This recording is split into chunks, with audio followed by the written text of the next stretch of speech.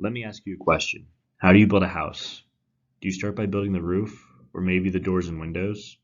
Of course not. You start by laying the foundation. A solid foundation likely leads to a solid house. The same concept applies to your finances. You need to lay a solid foundation that offers you and your loved ones protection from the unexpected. This allows the rest of your money to grow and be invested in the market to help ensure that you are financially successful for many years to come. Hi, I'm Ryan Knoll, and welcome to Man of the Market. I'm a financial advisor, and I want to help you make the most of your money.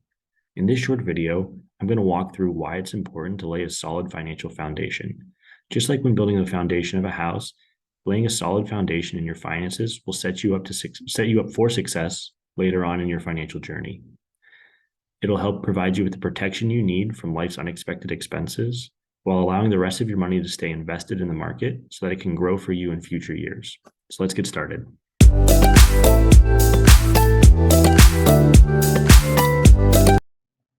Your financial foundation is your protection, and it's made up of three parts. The first is your emergency fund, which is money you have in a savings account to help you meet those unexpected expenses, like the car that needs a new part, or when you need to pay for a hospital visit that you weren't expecting. The next step is to begin eliminating your debt. This is a process that takes time. This does not mean to eliminate all of your debt before doing anything else, but it means to come up with a plan to accelerate your debt payoff so you have less to worry about what you have to pay on a monthly basis. The final step is to make sure that you have the proper amount of life insurance and disability insurance. This is something that you have not so much for yourself, but for those that you love.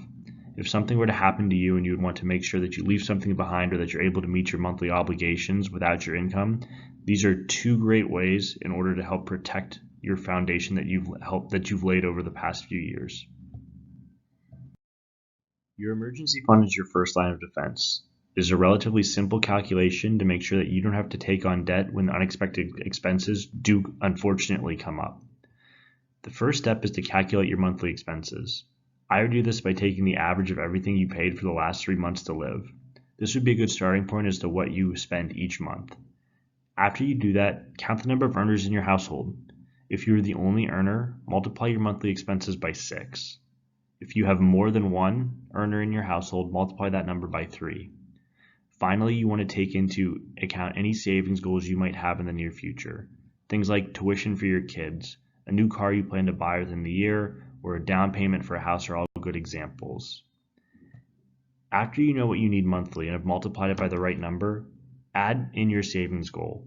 This total number is what you need your emergency fund to be in order to help come up with those unexpected expenses or those things that you need to pay for within the next 12 to 24 months.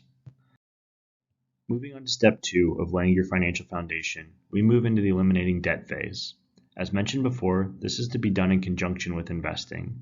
For example, let's say after accounting for all of your expenses, you have an extra $1,000 a month. Now you have options with what to do with that $1,000. You could invest it, you could put it into your savings account, you could spend it, or you could just use it to pay off your debt. Likely what you should do is some combination of a little bit of all of those 4 things. What I have here is a 5-step process to guiding you to pay off your debt. First, you want to list out all of your debt. You want to put it out on a sheet of paper so that way you know exactly where each of your debts are and how much they're worth. The next thing you want to do is you want to take your debt and list it in order from your highest interest rate to your lowest interest rate. This is the order in which you will pay off your debt. This is important because this will save you the most money in the long run as opposed to just paying off your debt arbitrarily. Next, you want to take stock of your excess cash flow. Your excess cash flow is your income minus your expenses. So in the example I just mentioned above, that $1,000 you had at the end of the month was your excess cash flow. What you want to do next is you want to start paying off your debt. Once you have that excess cash flow number calculated, figure out what portion of that you're going to throw towards your debts monthly in order to start paying that down a little bit more quickly.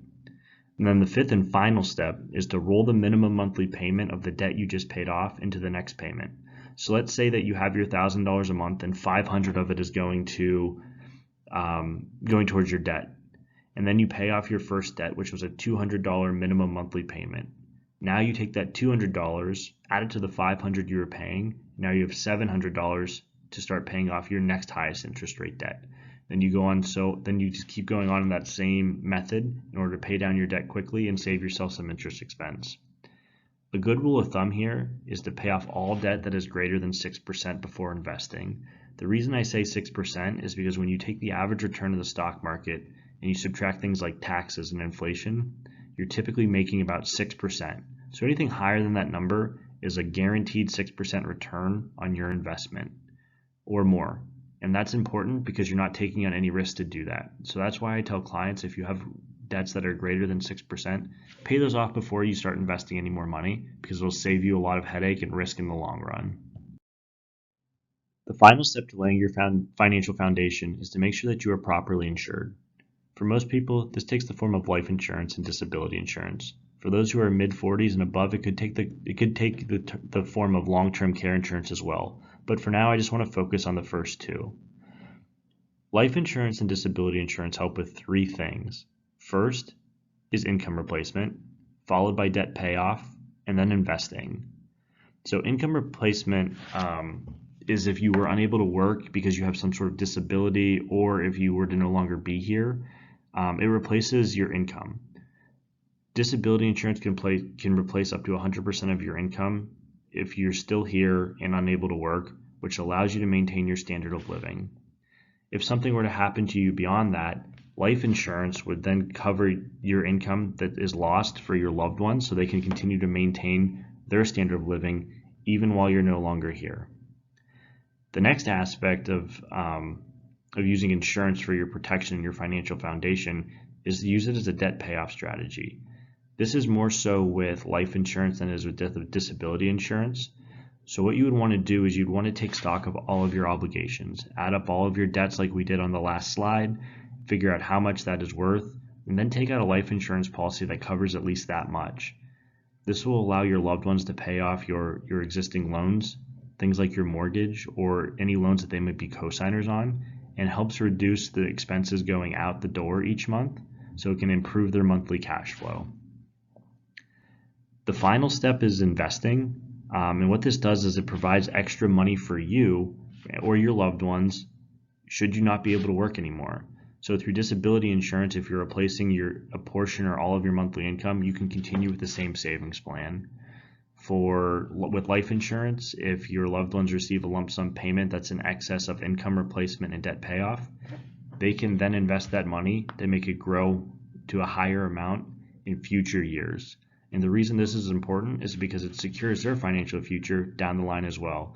If that money just continues to grow and they don't touch it, they will have even more money left over when they do finally need it. So now that you made it to the end of the video, let's take some steps to lay your financial foundation. First, visit my website, manofthemarket.com. Subscribe there and receive a free phone consultation with me to talk over your financial plan. Also, don't forget to subscribe here to my YouTube channel, Man of the Market. Here you'll get great content delivered to you weekly to help you start on your own financial plan. I really look forward to chatting with you soon.